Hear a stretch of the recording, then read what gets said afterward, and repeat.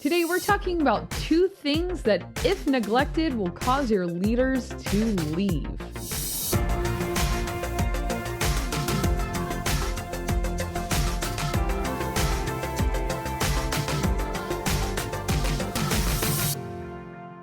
Welcome to the Ministry Coach Podcast, where we help you go further, faster by giving you weekly tips and tactics to help you fast track the growth of your youth ministry. My name is Jeff Lascola, and this is Kristen Lascola. Now, some of you youth pastors listening or watching this are probably in a position where your youth ministry is growing, and that is a good thing. Congratulations. But with it comes a new challenge, and that is with more students, you need more leaders. And the more leaders you have, that means you're probably pulling away from leading the students, and then you're leading the leaders more. Yep. What's that face all I don't know. about? Just try to be dramatic. You are dramatic. So how can you be a good leader to leaders? Well, Jeff, I'm glad you asked. Actually, you didn't ask. One of our listeners did, and he wrote an email basically saying what you just said. And we're like, man, that's a great podcast episode. We've talked about the way we treat our volunteers before, and his question was just exactly that. Like, whoa, we grew. Awesome. Yeah. But how do I know if I'm leading my leaders well? Like, how would you know that? And I don't know, just ask them.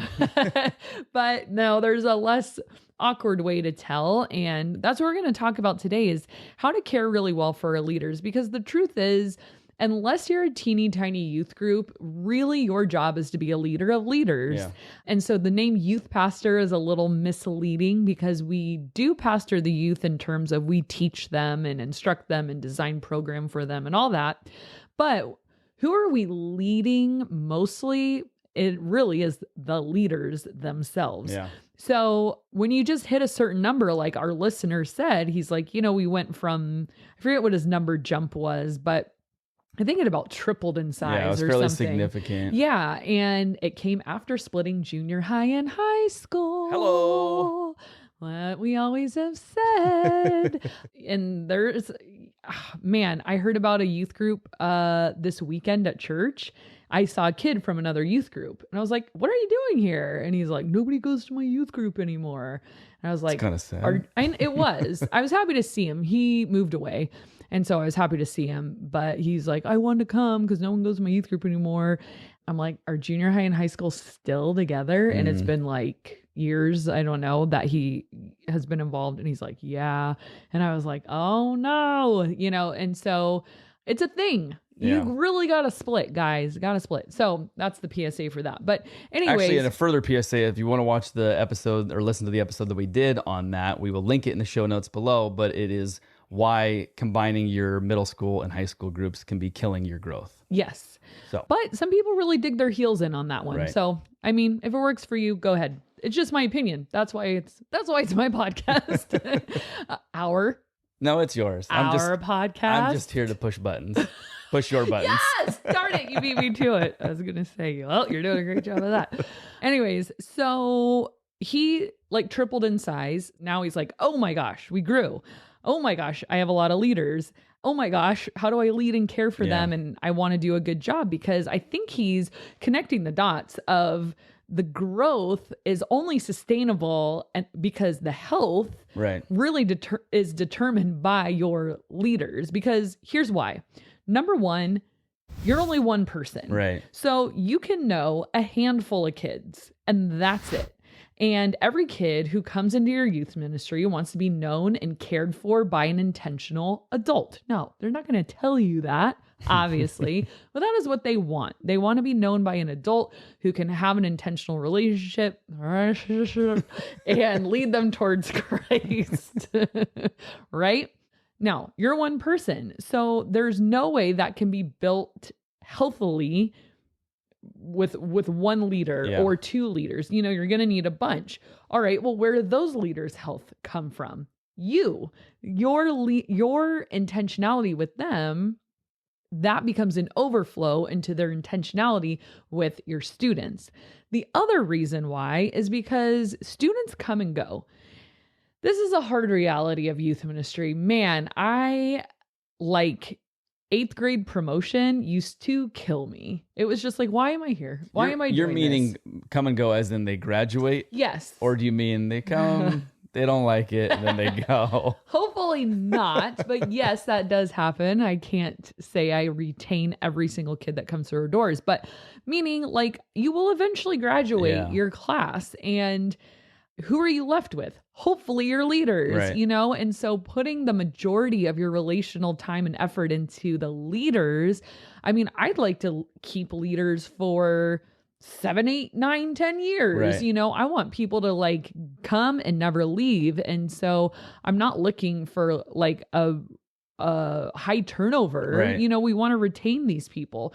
How are we going to retain them? You take really, really good care of them. Yeah. Because here's people literally come alive when they are serving in their sweet spot, and their it's for the leaders too. Their relationship with God through serving junior hires, some might call what Jesus meant by the least of these.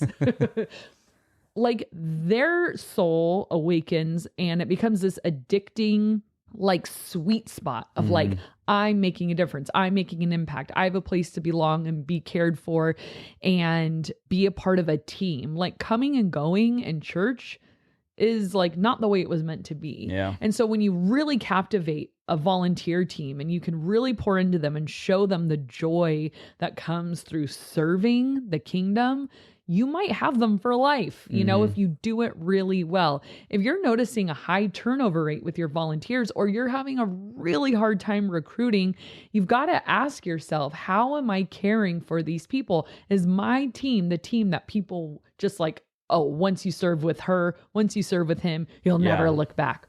So I'm going to break it down into two different kind of categories that we need to assess in our leadership of how we're caring for our volunteers. So number one is going to be kind of the practical side of care. I'm going to call this more the head, and then more the emotional side of care, which is the heart. And you can't really neglect either one of these, because here is the curse of a lot of leaders is they usually are good at one or the other. And we've talked about that before. Where is the leader that can do things and have a big heart, you know, like get stuff done, but also really care about people. Yeah. And that's sort of the direction we're going to be going with this. So how do we care for our volunteers in that practical head space kind of way? Well, number one is organization. And don't tell me you're not an organized person. Figure it out. Learn it. It can be learned. It's a skill. So even if you're not wired that way, it's like a recipe. You might not know how to cook, but do you know how to put a teaspoon of baking soda in a bowl? I'm sure you do. Do you know how to put a cup of flour in a bowl? I'm sure you do. So organization comes down to little bite-sized steps. I need to email them the talk sheet for their small groups. Do you know how to email? I'm sure you do. So then you just need to schedule stuff. Am I being like, no? Okay. Am I being a jerk? No. It's true. Yeah, and it is very learnable. And It is. Worst case scenario, get a volunteer in your team that can do it for you. But you should be able to do this stuff on your own. Yeah. Just saying. Yes, you should. So Monday is my email day. And I say, oh, parents need to know what's going on and leaders need to know what's going on. That's like really the first thing I do on a Monday morning. So you have your talk sheet. You tell your leaders all the upcoming dates of events. You can I keep an email going. And I just update it every week of like, oh, this is expired. I'm going to delete that. Oh, this needs to be put in. And so I don't have to start from scratch each week. And then I copy and paste our discussion sheet for small groups in there. And voila, they have all they need for the week. So that's kind of the practical side. And then give them exactly what they need in order to succeed. So that we've already mentioned would be a talk sheet ahead of time. Don't give it to them the night of their small group. Make sure they have it a few days in advance. Make sure that they have a really great space to meet. You know, I've heard of youth groups trying to do all the small groups in one large room. Yeah. They're not going to be able to lead a very focused, I mean, guys, they are here for free and they're trying to get 7th grade boys to talk about the Bible. Like throw them a bone and give them like a good space if to you meet. have it and can use it. So get creative if you have to, you know, use partitions, meet inside and outside, use an office, use someone's minivan. The bathrooms, The the bathroom. stalls. I don't know, the janitor's closet. But having a quiet, private space to meet is a very big deal. So make sure you set them up and then have their back with discipline. So if they're having a particularly hard time with a group, step in. I step in. 2 boys groups, mostly, just saying, pretty often. And it's usually the 8th grade boys where I have to step in and be like, look, you're disrespecting people that are giving their time to love you and show you what it's like to have a relationship with Jesus. Like, they could be home with their family. They could be home watching Netflix. They are here because they believe in what we're doing. And if you don't get on board, I'm going to have to remove you because you're making this difficult. And so making sure you always have their back, and it's like leaders stick together. It's not like us versus the students necessarily. Kind of feels that way Sometimes it does. But I think we need to make sure they know, hey, I'm not going to let anyone disrespect you. I'm not going to let anybody mistreat you. Like, we have to hold them in the highest esteem of like, you are here, like, God bless you, for free for 2 hours to hang out with junior hires. And it's beautiful and it's amazing, but I will not let you be trampled on. And so I kind of see myself as their little guard dog of like, oh, no, you don't. Like, don't you dare disrespect my leader. Like, that's where I draw the line with them. And I've had a lot of talks with students of like, if I hear of you disrespecting my leaders one more time, like, I'm calling your parents. Like, you're going to have to be on the bench because there's no excuse, right? I mean, I know they're kids, but hello, standards and common decency, I think, is not out of the question there. Right.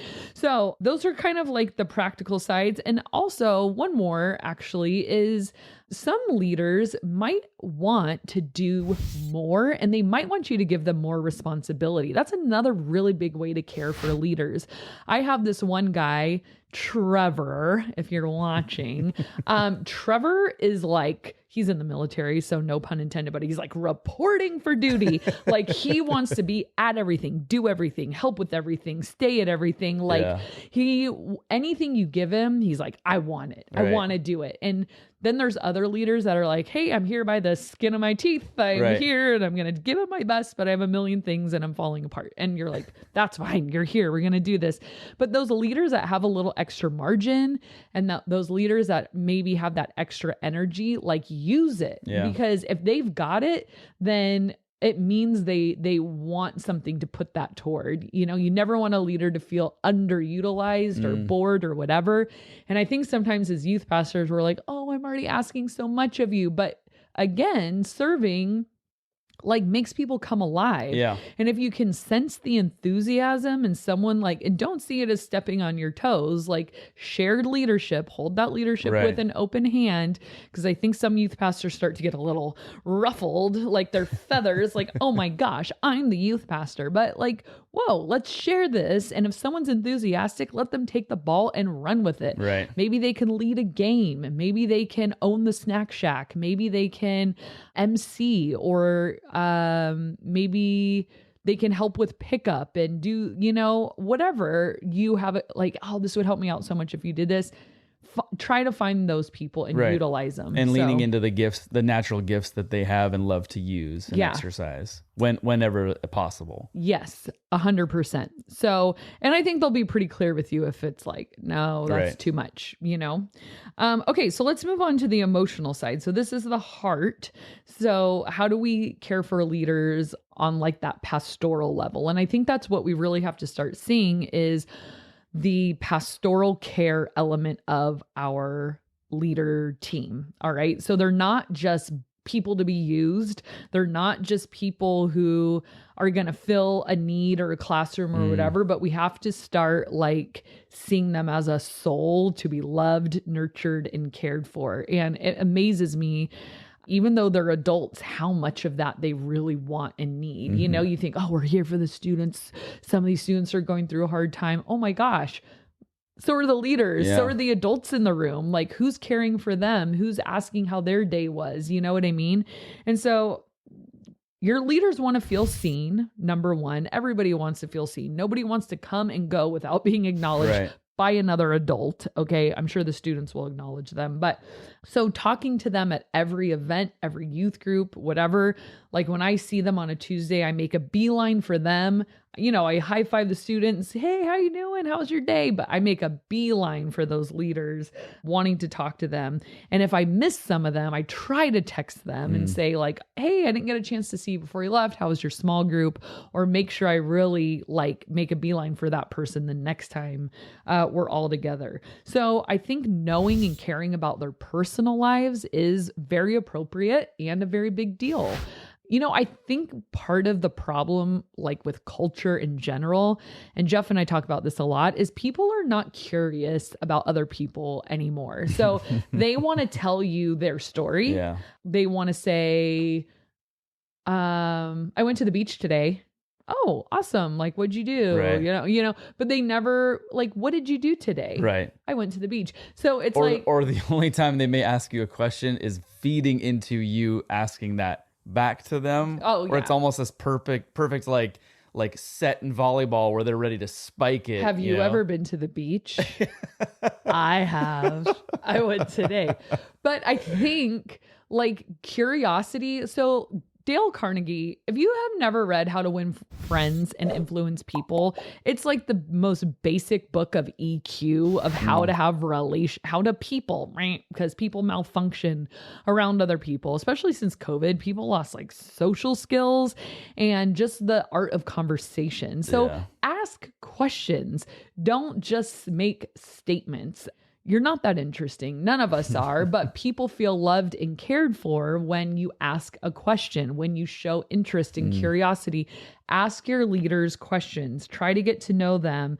Don't just share stories about yourself, because asking a question is the quickest and easiest way to value somebody, I think. I've been in situations where I feel like I'm like interviewing somebody, almost like asking them questions and them talking and or maybe I'm just listening, the whole time, and they will walk away and think so highly of you. Right. It's like, I didn't really do anything. Dale Carnegie gives a whole example of that. Yeah. And it's kind of interesting how that will be what people remember about you, is just like, oh, that guy's awesome. It's like, well, all I did was listen. What's that one quote? Time. People will never remember what you say. They'll remember how you made them feel. So if you're listening and asking and curious, you make them feel important. Yeah. They don't care what you said. Jeff said the most interesting thing today. Nah, I got nothing interesting to say. I'm the most interesting person, and Jeff cared about me. And then another one, spend time with them and communicating with them outside of group also. So that can take the form of all kinds of things, but I think we need to be careful of like the only time we speak to each other is at youth group from 7 to 9. Or only 6 about to 8, youth group too. And that's it. Yeah. So like my worship leader, I see a funny TikTok that reminds me of him. I send it to him and we like have a good laugh. Or, it's cool. You and him have even gone golfing. Yeah. And you guys have become kind of friends. Kind of friends. Johnny is my BFF. Whatever. Okay. And Johnny. Again. Or like taking one to coffee or grabbing lunch with one of them, or just texting about something or asking how they're doing, or, hey, I've been thinking about that thing you shared with me. Any update, or do you need anything? Like, it's just, again, that pastoral care. Yeah. You think of yourself as a relational architect. And I think that's a really good word for a pastor. And that could be with parents, students, staff, leaders. But are you being a relational architect of your volunteer team? And what is the vibe? And I think if you do have a high enough EQ, you'll be able to tell pretty quickly, I'm not really connecting with this leader. Yeah. Gosh darn it. Why not? Like, how can I make a breakthrough in this relationship? Because inevitably you're going to connect with some people easier than others, right. And so those ones that you're like, man, I wonder if they come and kind of feel left out. What can I do to reach out to this person, to make them feel seen, to make them feel loved? It would be such a shame if that person came and went. And guess who the person to change that is? It's you. And Chris Brown, our senior pastor, teaches us all the time that you are far more significant than you realize in the way that people see you. So like your whispers are shouts, you know, and everything you do is seen and exaggerated. So you being the figurehead, the leader of your ministry, the way that you treat people, like it's a bigger deal. And so like a person who comes into your ministry and feels like the pastor doesn't see them, like, man, that takes the wind out of your sails. So start to assess where you're at with each person relationally. Like, okay, what can I do more to connect with Betty this week? Like maybe send her a Starbucks gift card and be like, I see you, man, you come every week. You're so awesome. I'm so thankful for you, man. How do I connect with Tony this week? Oh, maybe I am intentional at pickup and talk to him about how a small group went and if he needs anything from me.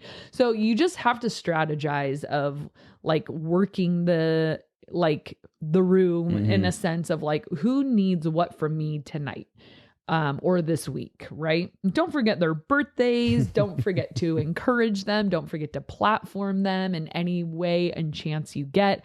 I like our leaders to be seen and known. We post about them on social media on their birthdays. We have those leader boards and it has like their picture and a bio about them so that everyone can see these are our people. These are our leaders. You know, I try to do little gifts for them on camps and retreats that they give a little extra. It's like, man, you came to winter camp for a weekend. Here's a little goodie bag, you know, just like that care over and over and over again. Pray with them, pray for them. And I dropped my pen, but I caught it with my legs. And then like leader connection with each other is important too. So that's kind of where we'll end it is, you know, the guy who wrote this question, he's like, well, do I do once a month? Do I do twice a month? So I do a leader night out. We call it LNO. Get it? Leader night out.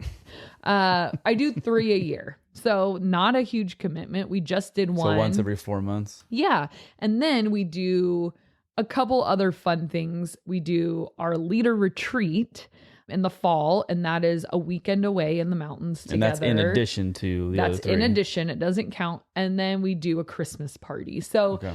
But that also is kind of predicated on how much of the other things are you doing, you know, throughout just a regular week, a regular month. If a lot of the things that you're talking about you're already doing, then it may not be as necessary to have like better do something once a month because I'm not doing anything any other time. Yeah. So yeah, you can like 4 months. That's not hard to plan something like a leader night out once every 4 months. And he was saying, oh, is this too much? You know, Right. Yeah, I think once a month is too much. Once every 4 months. I mean, this last one, I almost got everybody there. Oh, nice. So you got to figure out what work. You're never going to get everybody, right? And so I figured Sunday nights work the best for my people. Sunday evening, we did dinner and escape room and then ice cream afterwards. And I almost got every single person to come. So figure that out. And then with the costs, like if your budget's not big, and I think this is where he was going with it, it's like, okay, dinner was on their own. They could pick where they wanted to go. And then I paid for half of the escape room, you know, because we brought 20 something people. I'm like, I can't afford to do like everyone's full. So I said, okay, I'll pay for half your escape room. And then they bought their own dessert.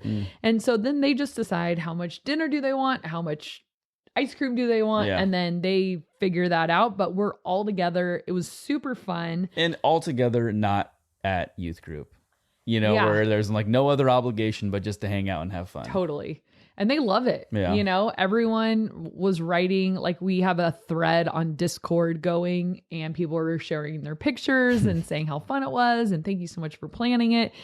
I mean, and it just left with a little wind in our sails relationally, built some memories. It's always good to have a fun little inside joke going. Right. And I think the bottom line as we close up is remember who works for who. And I think that's a big game changer is your leaders don't work for you.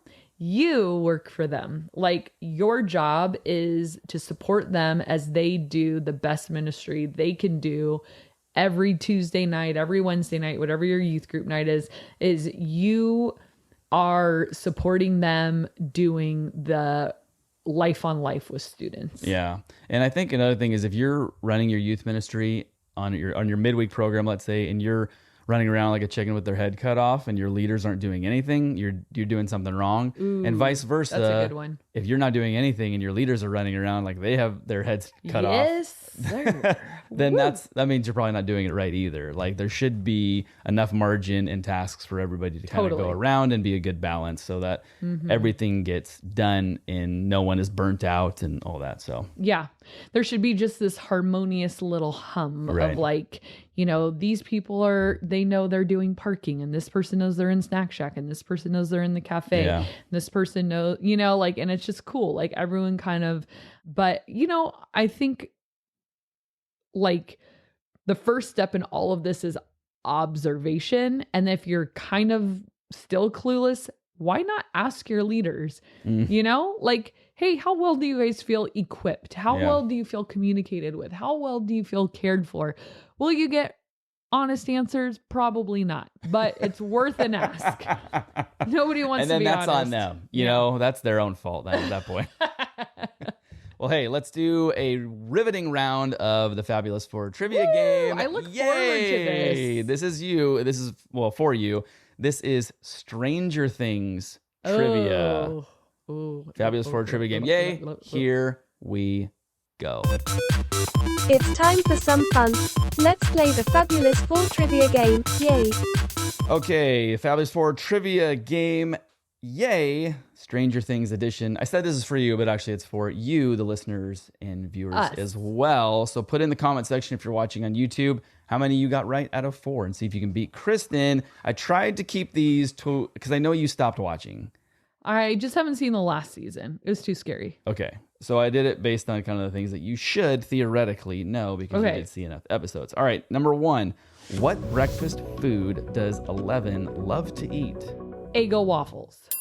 Correct. Whew. I just put waffles. Is it Eggo? It is Eggo. Oh, okay. Do I get a bonus point? Nope. Nope. Will Byers' mom is played by what star from the movie Beetlejuice? Winona Ryder. Correct. Woo! 2 for 2. What name do the characters give the faceless creatures? Demogorgons? Oh, you got it right. Good job. Well, I didn't think of them as faceless because they have a flower for a face. There's like no eyes or... Yeah, true. I don't know, just like one giant flower mouth, I guess. Okay.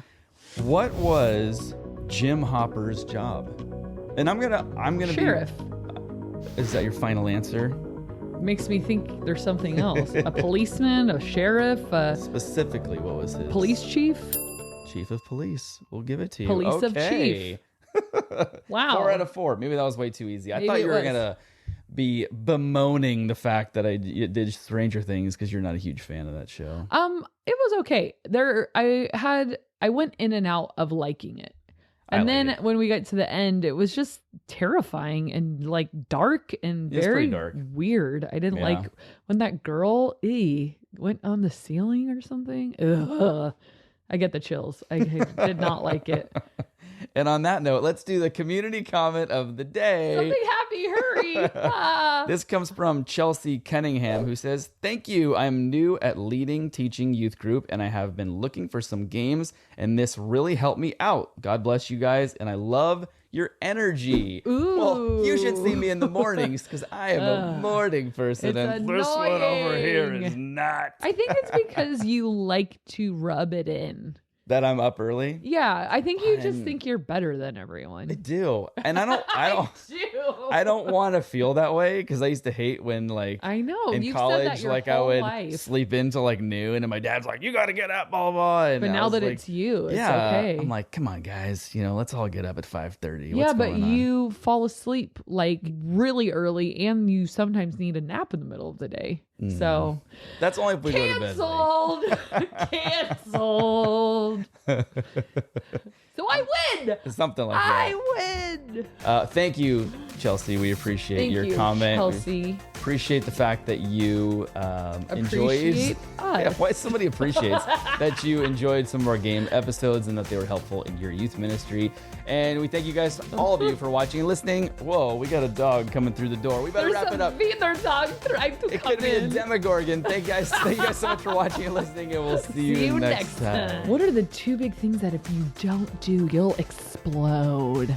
Sometimes your leadership, the volunteers that you have that. Today, we're talking about the pros and cons of prepackaged curriculum. Today, we're talking about the pros and cons of curriculum.